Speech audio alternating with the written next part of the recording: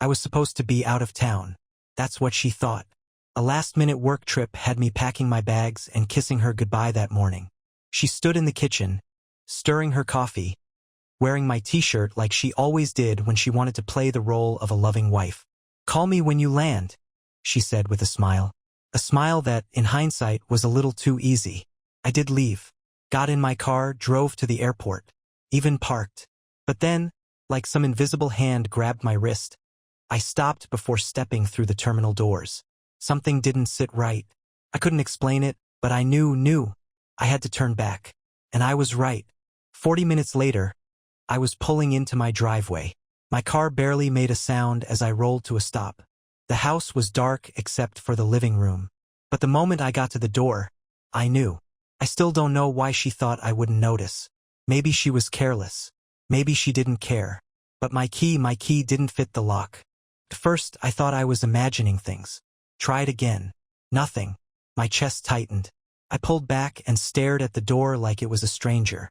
Had she changed the lock? While I was at work. Then I heard it, laughter. A deep, masculine laugh. Inside my house. Something inside me snapped. I stepped back, squared my shoulders, and rang the doorbell like a guest. I waited. The laughter stopped. There was a shuffle, then silence. And then, finally, the sound of her feet approaching. The door creaked open. She stood there, wrapped in a silk robe I had never seen before. Hair messy. Lips parted slightly like she'd just been. Her eyes went wide. I'm what?" I said, my voice eerily calm. I wanted her to say it. I wanted her to lie to my face. She swallowed hard, gripping the robe tighter. Behind her, the shadow of a man moved in the dim light. I saw him. He saw me. And that's when I knew this wasn't a mistake. This wasn't a one-time thing. This was something else. Something bigger. She hesitated, standing in the doorway like she was calculating something. What to say, what to admit, what to deny. I didn't move, didn't blink. I could hear the blood pounding in my ears, but on the outside, I was calm. Too calm. Then, like she had just remembered she was supposed to be playing innocent, she forced a laugh. A laugh. "Oh my God. You scared me. What are you doing here?" she said, eyes darting between me and the dimly lit hallway behind her. I stepped forward. She stepped back. "I live here," I said flatly. "Or did you forget?" Her hand gripped the doorframe. She was blocking my way, deliberately, like she thought she could keep me out of my own house, like I was the intruder. And then, from behind her, him, a man, tall, shirtless, standing in my hallway like he belonged there, like this was his home, his woman. I didn't recognize him. Dark hair, a smug tilt to his mouth. He wasn't scared. He wasn't scrambling to leave. No, he was just watching, waiting, arms crossed over his chest like this was some joke. I looked at her. I looked at him. And then I did something that wiped the fake smile off her face. I laughed. It wasn't funny. Not even close. But the sheer absurdity of it, the audacity of these two standing in my home, acting like I was the one out of place. It broke something in me. "Who's this?" I asked, tilting my head. "Plumber? Electrician? Or are we pretending he's your long-lost cousin?" She stammered, lips parting like she was about to unleash some ridiculous excuse. But he was the one who spoke first. "Bro, I think you should leave." "Bro." He called me bro. I smiled, but there was nothing friendly about it. I took a slow step forward. He didn't move, but I saw it. The brief flicker of uncertainty in his eyes. She panicked, grabbing my arm. "Listen, just calm down. I can explain." I yanked my arm away. "Then explain." She opened her mouth, closed it, looked at him. That was all I needed to see. She needed his permission to speak. And that's when I knew I had already lost her. She hesitated. I saw it in her eyes, the frantic scramble for an excuse, a way to twist this into something that wasn't exactly what it looked like. But before she could spit out whatever pathetic lie she was about to feed me, he smirked. That was it.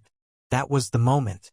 Not her robe, not the way she blocked the door, not even the fact that my house smelled like sweat and cheap cologne that wasn't mine, but that smug little smirk on his face. Like this was a game. Like he had already won. And maybe he had. But I wasn't about to let him walk away thinking that. I took another step forward. He held his ground, but I saw his fingers twitch. The way his jaw tensed. He was waiting to see what I'd do. "You look real comfortable," I said, voice low, controlled. "You want me to get you a drink too? Maybe a robe, since you seem to like wearing my things."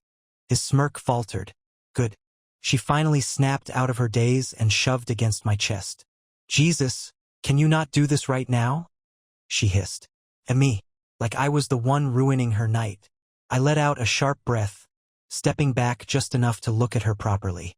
"You changed the locks," I said, my voice barely above a whisper.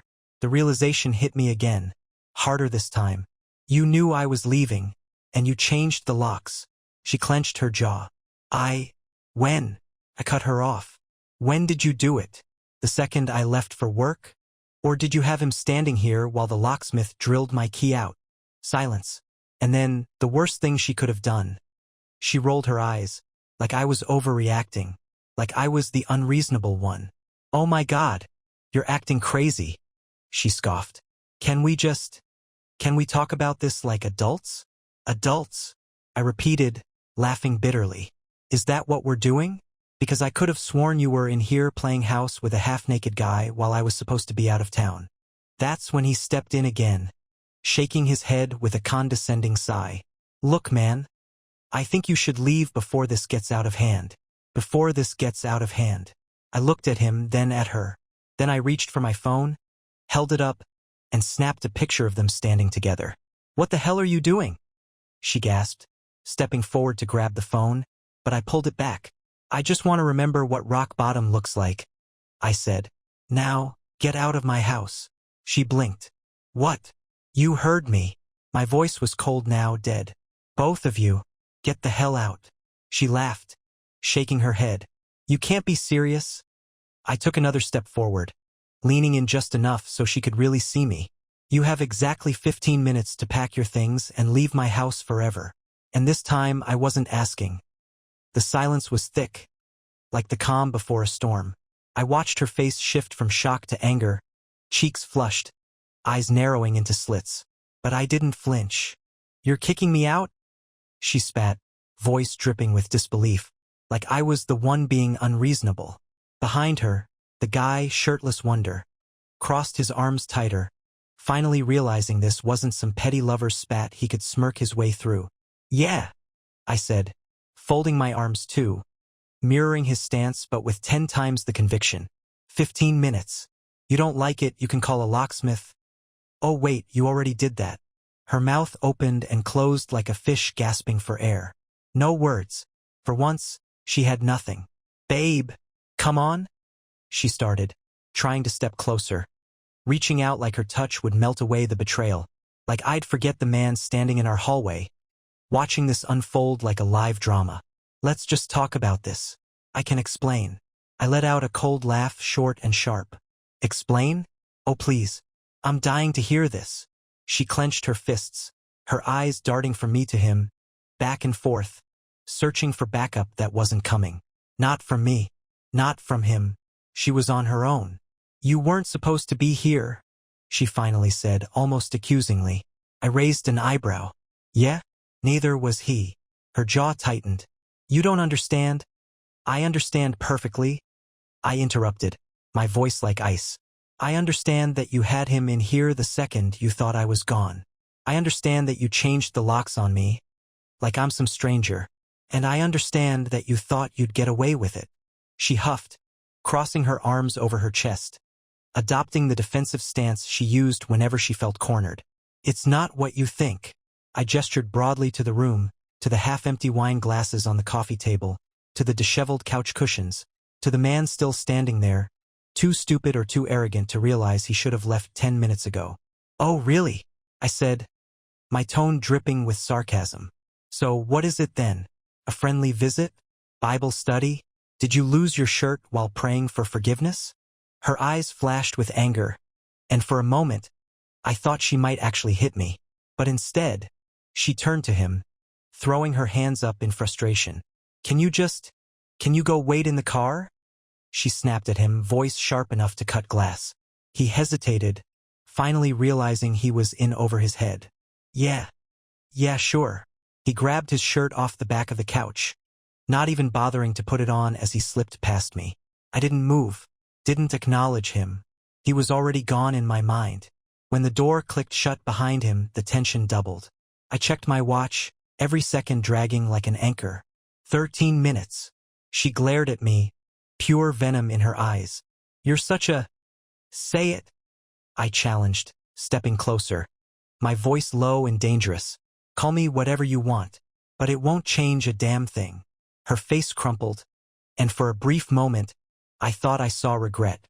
Real, genuine regret. But I wasn't about to fall for that. Not now.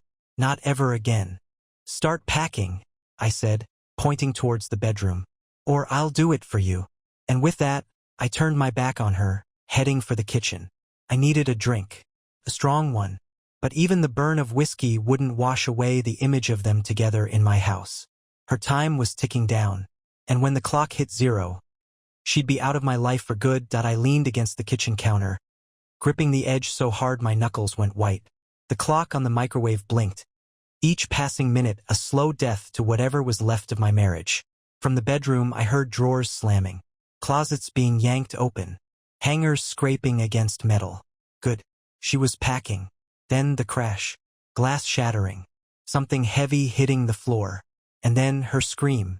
I didn't move right away, didn't rush in to see if she was okay, because I didn't care. Not anymore. But I wasn't about to let her destroy my house on the way out. I pushed off the counter, walking down the hall, my heart an icy, steady beat. When I stepped into the bedroom, I saw it. The lamp shattered, the bedside table knocked over, her suitcase barely packed, and her, standing in the middle of the wreckage, shaking, her face twisted in pure, unfiltered rage. You're really doing this, she said, her voice trembling. You're really throwing me out like some stranger? I let out a short, humorless laugh. Strangers don't stab you in the back, I said, leaning against the doorframe. Strangers don't change the locks on you while they screw someone else in your house. She flinched like I had slapped her. Good. This is my home too, she snapped. Was, I corrected. Not anymore. Her lip curled, and then the tears. The ones she used when she wanted to manipulate me. The ones that used to work. But not tonight. You're being cruel, she whispered, shoulders shaking, voice breaking just right. After everything we've been through, I tilted my head. Cruel? You want to talk about cruel? I took a slow step forward, letting the weight of my words sink in. Cruel is changing the locks on me. Cruel is laughing with him in my house. Cruel is acting like I'm the one who just set this marriage on fire. She swallowed hard, and then she did something that almost made me laugh. She looked at me like I was the villain, like I was the one who had betrayed her, like I was the one ruining her life. She turned away sharply, grabbing handfuls of clothes and shoving them into the suitcase like she wanted to tear through the fabric. I watched her struggle, fumble, her hands unsteady. She thought she had control over this. She thought she could twist it, manipulate it. Not this time. 7 minutes, I said coldly. Her head snapped up. Are you serious right now? I leaned against the doorway, arms crossed. Dead serious. She let out a frustrated scream, throwing a pair of shoes at the suitcase so hard they bounced off. You're unbelievable. No, I said, voice calm, cutting through the chaos. I just finally see you for what you are. Her breathing was ragged now. She wasn't packing anymore, just standing there, shaking, like a caged animal realizing the door was open, but the world outside was too terrifying to step into. I pushed off the doorframe and walked over to the closet, grabbed the rest of her clothes, yanked them off the hangers, and tossed them into the suitcase. Done. Get out. She didn't move. I grabbed the suitcase, zipped it up in one swift motion, and dragged it to the front door. Her time was up. She didn't follow me at first. I stood by the front door, her suitcase at my feet, waiting. I wasn't going to drag her out like some criminal. She was going to walk out on her own. But she was stalling. I could hear her pacing in the bedroom, slamming drawers like she was looking for something, looking for an excuse. I wasn't giving her one. I opened the door, letting the cold night air flood in. The world outside was quiet, still. Her boyfriend's car was idling at the curb, headlights cutting through the darkness. He was waiting. Good. I called down the hall, my voice sharp and final. Time's up. She stormed out of the bedroom, hair a mess, eyes burning with something between fury and desperation. She hated this. Hated that I wasn't breaking down. Hated that I wasn't screaming. Hated that I had all the control now. But she still thought she could win. She marched up to me, standing so close I could smell the perfume she had put on for him. Not for me. You're gonna regret this, she hissed. I smiled. No. I'm gonna sleep like a baby. She clenched her jaw, nostrils flaring. You think you're so tough, kicking me out in the middle of the night? You think I care what time it is? I shot back. Because, believe me, I don't. You lost the right to my time the second you let him into this house. She let out a bitter, humorless laugh. Wow. She turned away, running a hand through her hair, like this was so hard for her, like she was the victim. I nudged the suitcase forward with my foot. Take it and go. She didn't move. Not right away. Instead, she looked up at me, eyes narrowed, and then she smiled.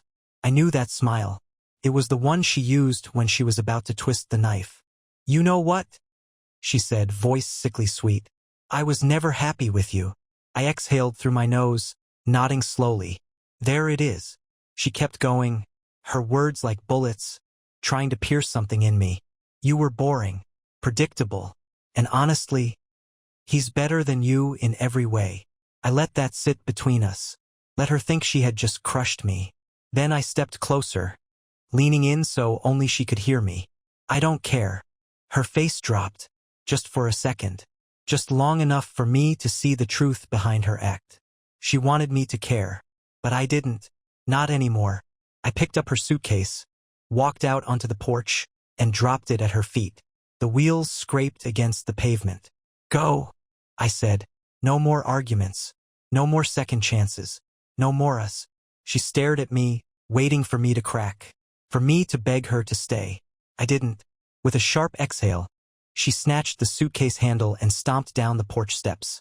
The second she reached the car, he got out and popped the trunk like a damn chauffeur. I watched as she threw her things inside, slamming the trunk shut. And then she looked back. One last glance. One last chance to say something. I met her eyes, my face unreadable. Then I shut the door.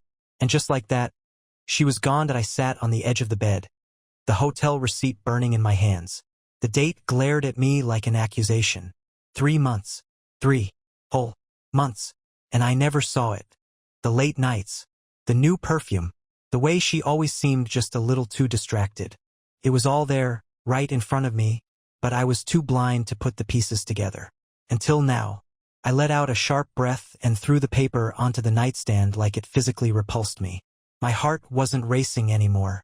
No more blind rage. No more chaos in my mind. Just clarity. I had spent the past few hours thinking I had just walked in on a mistake. Some heat of the moment betrayal. But no. This was a routine. This was something she had been doing behind my back while coming home to me every night, pretending like nothing had changed. Like she still loved me. A bitter laugh slipped past my lips. She never loved me. Not really. Not in the way that mattered. I stood up, yanking open the nightstand drawer. Inside, next to an old book and some forgotten receipts, was the spare key to her car. The same car she had driven away in tonight.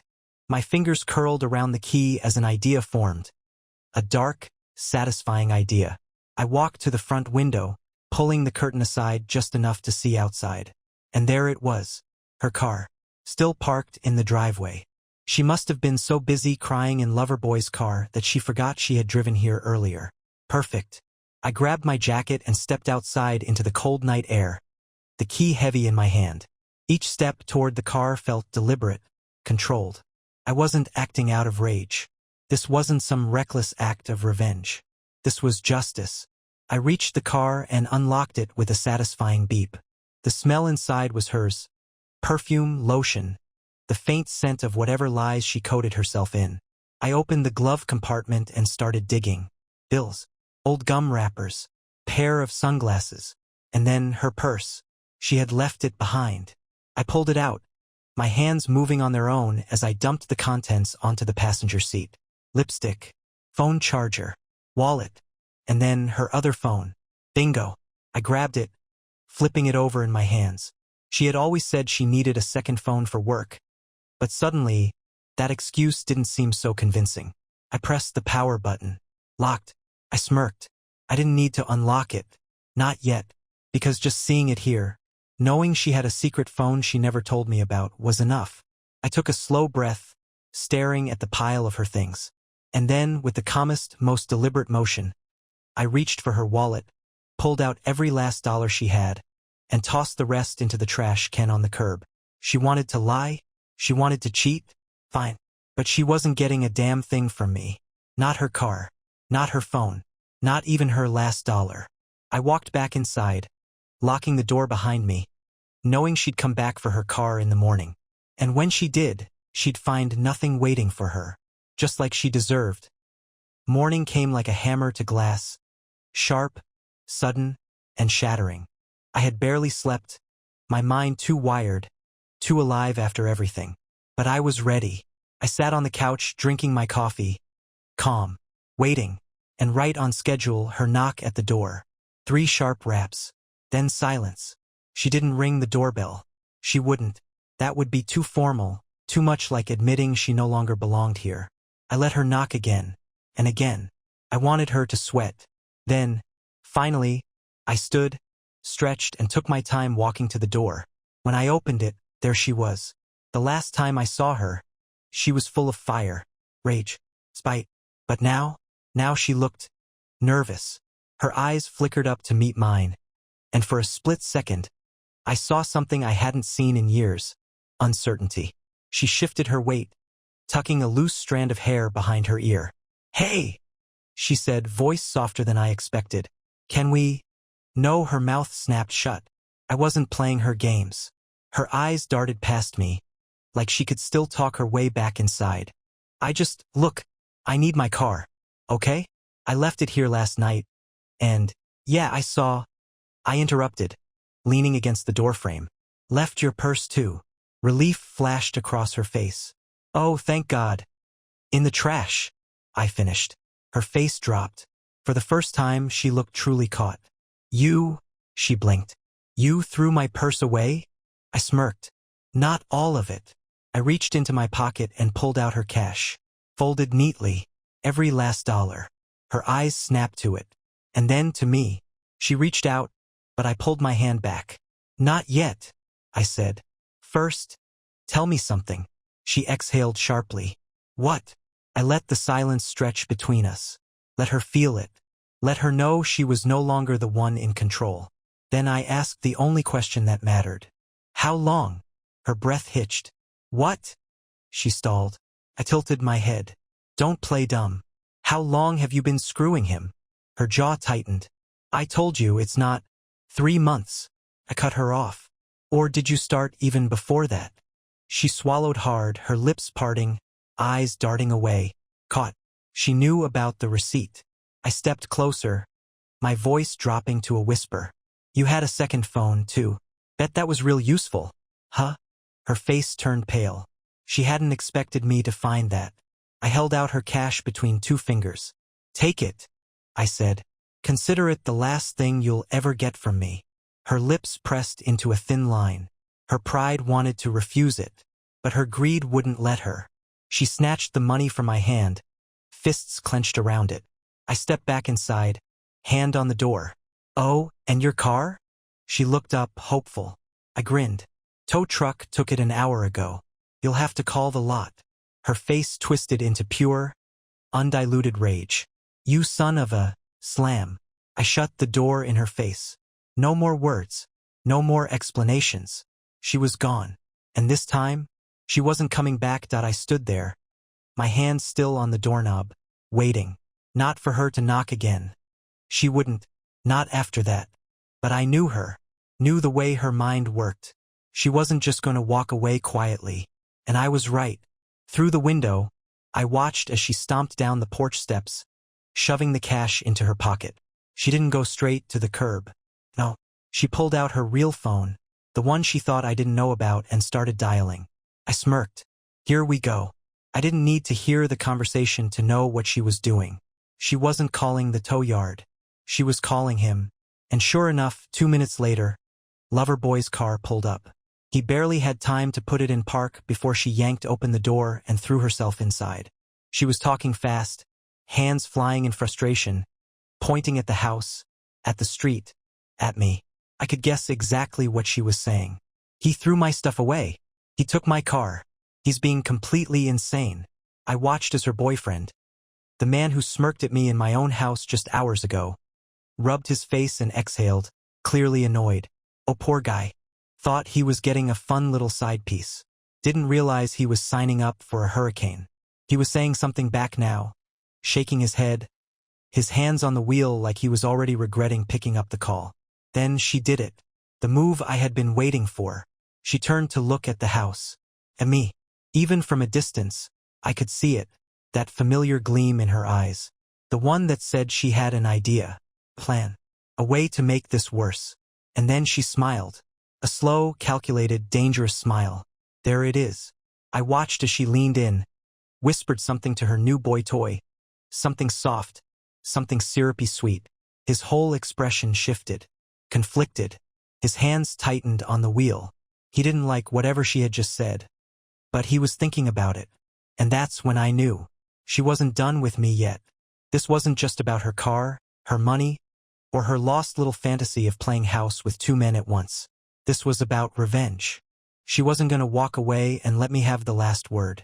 She wanted to burn everything down on her way out. Fine. I smiled back at her. Let her know I saw her. Let her know I wasn't afraid.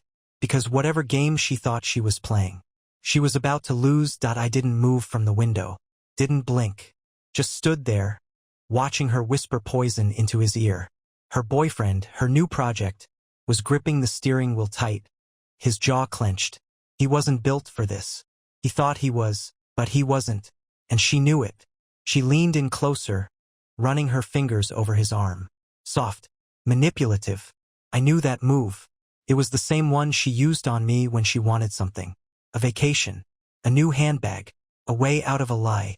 Now she was using it on him. I could see the exact moment he caved. The way his shoulders dropped. The way his eyes flickered with hesitation. Then gave in. And then, like clockwork, he got out of the car. I almost laughed. Here it comes. He shut the door, adjusting his shirt like he was about to have some serious, mature conversation with me. Like he thought I'd listen to whatever speech she had just fed him. I let him take 3 steps up the porch before I opened the door myself. Didn't even let him knock. I leaned against the frame, crossing my arms, watching as he awkwardly shoved his hands into his pockets. Hey man, he started, his voice a little too casual. Look, I know things got heated last night, but I cut him off with a smirk. She tell you to come fight me? His whole face twitched. Bingo. That's exactly what she wanted. She wanted him to start something. Wanted to make this ugly. Get me to swing first. Give her a reason to say I was dangerous, unhinged, violent. Maybe even call the cops. I wasn't stupid. He swallowed hard. No, man, it's not like that. Then what is it like? I asked, tilting my head. She run out of places to stay already? He flinched. I grinned. She didn't tell you, did she? His jaw tightened. Tell me what? She's homeless, I said, my voice smooth as glass. I threw her out, packed her bags, changed the locks. She doesn't have a car, a purse, or a place to sleep. I let that settle in before adding, hope you've got a guest room. I saw it happen in real time, the realization, the slow horror creeping across his face. He didn't sign up for this. He thought she was fun, sexy, a little thrill on the side, not a full-time job. I watched as he turned slightly, glancing back at his car, at her. She was still smiling. She thought she had this in the bag. But she miscalculated. She bet on me being the fool. She should have bet on him. Because right then, I saw it, the doubt in his stance, the hesitation in his movements. And I knew. He wasn't ready for this. I decided to twist the knife. You think you're special? I asked, stepping just a little closer, lowering my voice so only he could hear. You think she won't do this to you in 6 months? A year? He tensed. I leaned in, just enough to make sure my words hit. She was meeting me in hotels once, too. He froze. A flicker of something. Fear, anger, realization crossed his face. And just like that, the cracks in their perfect little fantasy started to show. He turned back to the car, rubbing his temples, thinking. And that's when I knew. She had lost. He didn't say another word. Just stood there, staring at the ground, his whole body tense like he was holding back 1,000 thoughts. I let the silence stretch, watching it eat away at him, watching as doubt wrapped its fingers around his throat. Then, finally, he turned around, walked back to the car, didn't even look at her. Her expression snapped from smug to pure panic. She leaned over, knocking on the passenger window. Hey, what are you doing? He didn't answer, didn't even unlock the doors for her. Instead, he got in, gripped the wheel with white knuckles and just sat there. She yanked at the handle. Locked. She banged her fist against the glass. Are you serious right now? Still nothing. I chuckled under my breath. There it is. Her lifeline was cut. Her mouth moved fast, still trying to talk her way back in. But he wasn't listening anymore. He had seen it. The truth. The game. The pattern. And just like that, her last safety net snapped. He put the car in drive. She stepped back, her hands trembling, shaking her head. Wait, no. The tires rolled forward, slow at first, then faster, until, in a matter of seconds, he was gone. She was left standing there, in the middle of the street, with nothing but the cold and her own bad choices. I leaned against the doorframe, arms crossed, watching her breathe hard, watching as reality crashed down on her in full force. She turned to me, eyes wild, furious, desperate. You did this, she spat. I shrugged. No, sweetheart. You did this. She opened her mouth, but nothing came out. She had nowhere to go. No excuses left to use. No man waiting to pick up the pieces. Just a pile of mistakes and a street with no way out. She stared at me for a long moment, chest rising and falling, before finally, taking a slow, shaky step backward, then another, and another, until she turned away completely and walked down the road.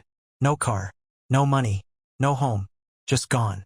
I exhaled slowly, standing in the doorway, feeling something I hadn't felt in months. Peace. No more lies, no more manipulation, no more fake smiles hiding knives in the dark. She was finally out of my life, and she was never coming back.